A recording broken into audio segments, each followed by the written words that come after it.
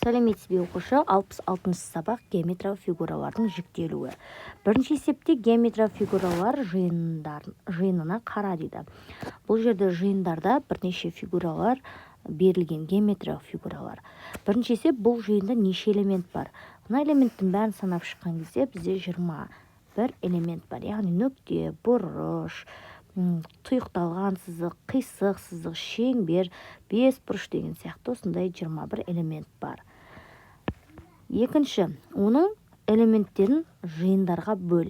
Мәселен, А жиынына нүктелер жиыны. Мына нүктелер жиыны жатқызуға болады. Б жиында сызықтар жиыны, мына сызықтар жиыны. С жиынына бұрыштар жиыны. 3 бұрышымыз бар. Жазық фигуралар. Д жиынына жазық фигуралар. F жиынына кеңістегі фигуралар жатқызуға болады. Шыққан әр жиындарды ата және әріппен белгіле. Осы жиындан элементтерін жаз дейді. Екеуін бірге жазайын. Яғни А нүктелер жиынына көк нүкте, қызыл нүкте, күлгін нүкте жатқызуға болады. В сызықтар жиынына түзу, сәуле, кесінді, қисық, тұйық сызық, тұйықталмаған сызық жатқызуға болады. С бұрыштар жиыны тік бұрыш, сүйір бұрыш, доғал бұрыш жатқызуға болады.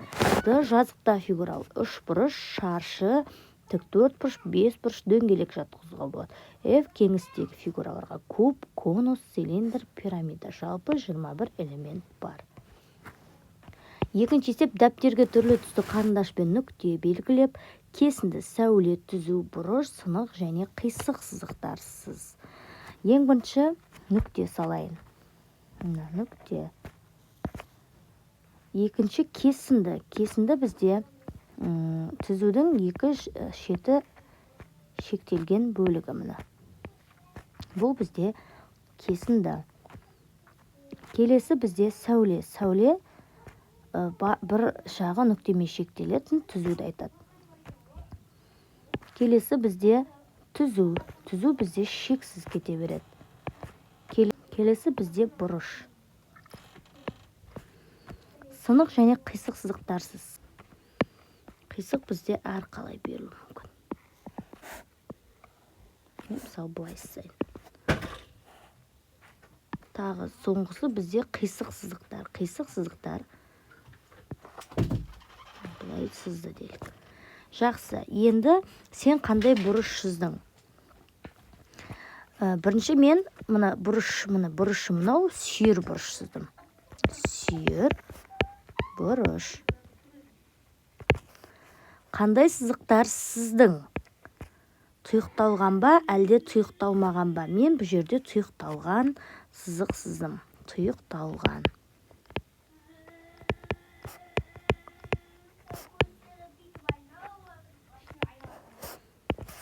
Жақсы.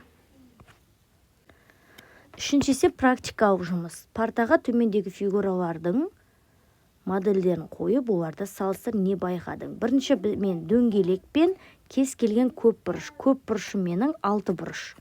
Екіншіге көп бұрыштар салдым. Біреуінде мынау 6 бұрышты. 6 бұрыш, біреу, екеу, үшеу, төртеу, бесеу, алтау болса, мынау біреу, екеу, үшеу, төртеу, бесеу. Және мынау біреу, екеу, үшеу, төртеу, бесеу, алтау, жетеу, 8. Енді байқап тұрсаңыздар, салыстыр деген кезде бірінші мен екіншіде екеуінде көп бұрыштар. Ал дөңгелекте бұрыш болмайды. Енді қараймыз, көп бұрыштардың бұрышы көбейген сайын ол шеңберге ұқсас болады, бірақ шеңбер болмайды. Сол тәріздес дөңгелекке ұқсайды. Үшіншіде бізде 4 бұрышпен тік 4 бұрыш салым керек. Мынау да 4 бұрыш бізде. Мыналар тік 4 бұрыш бізде. Одан кейін тік 4 бұрышпен шаршы, яғни тік 4 бұрышта да шаршыда да бұрыштары тік болады. Екеуінің ұқсастығы төртеуде тік 4 бұрыштар. Бірақ соның үшеуі бір-біріне тік боп келеді. Жақсы. Сеп мысалдарды шығар дейді. Жақшанышын орындаймыз. 72-ден 32-ні азайтамыз. 2-ден 2-ні азайтсақ 0, 7-ден 3 азайтсақ 4 болады. 40 болады. Екінші жақша 34 азайту 22. 4-ден 2-ні азайтсақ 2, 3-ден 2-ні азайтсақ 1. Демек 12 болады. Сонда 40-тан 12-ні азайтсақ, 10-нан 2-ні азайтсам 8, бір қарыз кетті, 3-тен 1-ді азайтсам 2. Демек, жауабы 28 деген сөз. Келесі жақшаны орындаймын. 28 қосылған 32. 8-ге 2 10 бір ойда. 2-ні 3-ге қоссам 5, ойдағымен 6. Мынау 60 болады. Екінші жақша 70 азайту 27.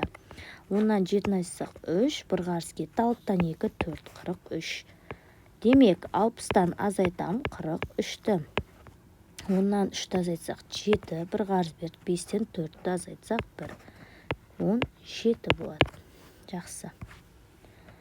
5-ші есеп, есепті шығар. Мұз айдында 36 ұл және олардан 4-еу артық қыз сырғанап жүр. Мұз айдында барлығы неше бала сырғанап жүр. Шешуі. Бірінші, 36-ға 4-ті қосамын. 40 қыз. Екінші, 36 ұлға 40 қызды қосатын болсам, 76. Жауабы мұз айдынында 76 бала сырғанап жүр. Алтыншы, дәптерге туркөз сызықтарының қиылысқан жеріне жасыл және көк нүктелер белгіле. Яғни жасылды белгілейін және көкті белгілейін. Енді бізге сұрақ. Жасыл нүкте арқылы түзулер жүргіз дейді.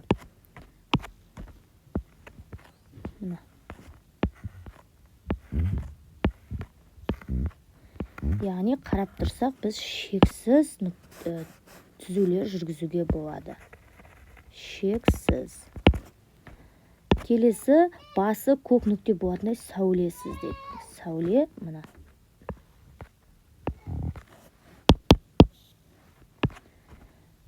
Басы көк нүкте болатындай сәулесіз дейді.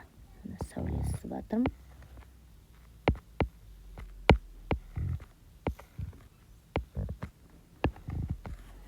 Яғни бұл жерде неше сәуле сызуға болады.